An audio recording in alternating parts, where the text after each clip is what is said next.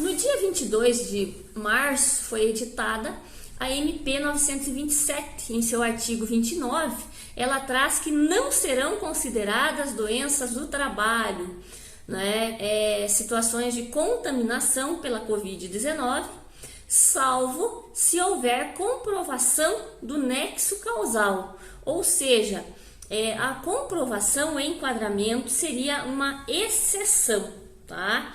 E aí nós temos aqui uma grande discussão, inclusive objeto da ADI 6375, né, que pede a inconstitucionalidade perante o STF e mais. Esta ADI ela teve uma liminar parcialmente proferida para suspender os efeitos do artigo 29 e artigo 31 da MP, reconhecendo a sua inconstitucionalidade.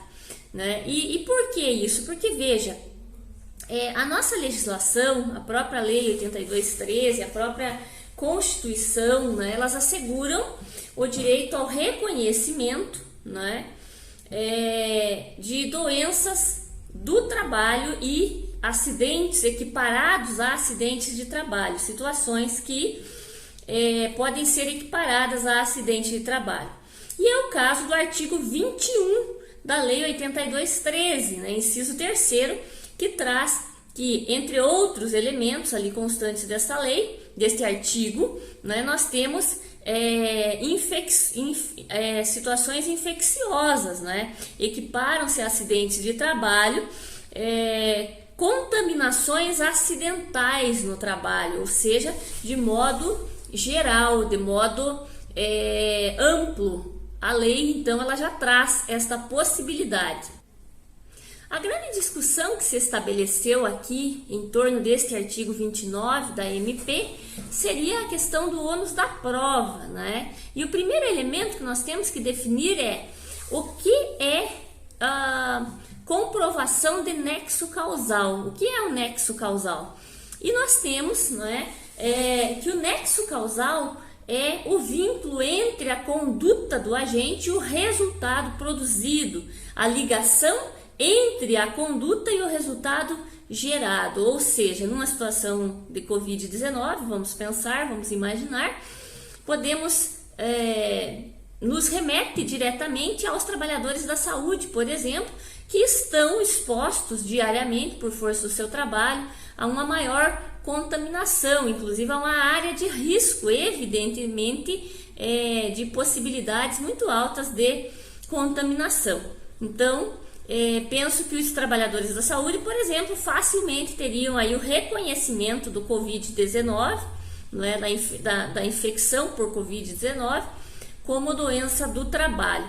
Porém, a grande discussão que se teve, né, no âmbito do STF aqui nós teríamos na MP uma restrição de direitos, já que a legislação, a própria Constituição fala do reconhecimento dos acidentes de trabalho, e a Lei 8213, ali no seu inciso, no seu artigo 20 e artigo 21, trazem, né, que o ônus há que se provar o nexo causal.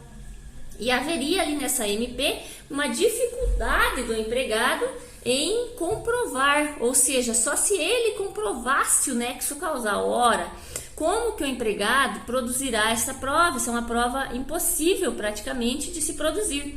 Quem tem que dizer se tem nexo causal, aquela enfermidade com o trabalho, é o perito, né? O perito, ele terá que, primeiro, comprovar a situação de adoecimento, assim como comprovar o nexo com o trabalho e assim reconhecer como uma doença laboral.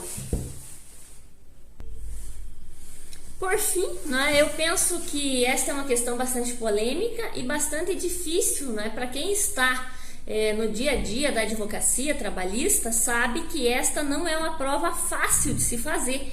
Por quê? Como comprovar que este trabalhador foi infectado no âmbito do seu trabalho, né? Essa é uma prova praticamente impossível, né, de se ter como uma prova precisa, uma prova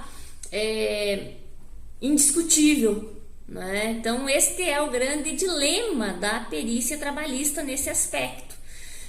Agora, penso eu, claro, que o perito ele deverá analisar as circunstâncias desta contaminação, como eu mencionei, um agente de saúde, um médico que trabalha numa ala, né, com esse tipo de exposição a este risco, não é? Hospitais cujo atendimento, os trabalhadores da área da limpeza, conservação, manutenção, atendimento, todos eles estão expostos com uma maior frequência aí ao vírus, não é?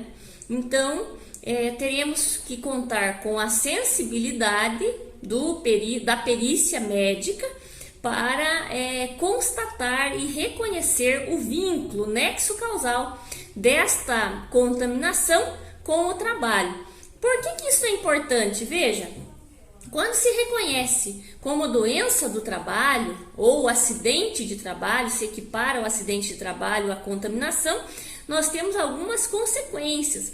A primeira delas é que deverá o empregador emitir a CAT imediatamente, e a segunda é que se este trabalhador precisar permanecer afastado pelo INSS, né, ou seja, permanecer mais de 15 dias em afastamento, os primeiros 15 dias são custeados pela empresa, deverá, né, este empregado ser afastado pelo INSS e, consequentemente, ele será portador da estabilidade provisória, qual seja, terá a estabilidade de 1 ano desde o retorno do INSS, ou seja, quando cessar o seu benefício, começa a contar 1 ano de estabilidade no emprego, ou seja, se este empregado for demitido, ele poderá ser reintegrado e mais receber todas as verbas de direito desde o seu desligamento até a efetiva reintegração. Então, por isso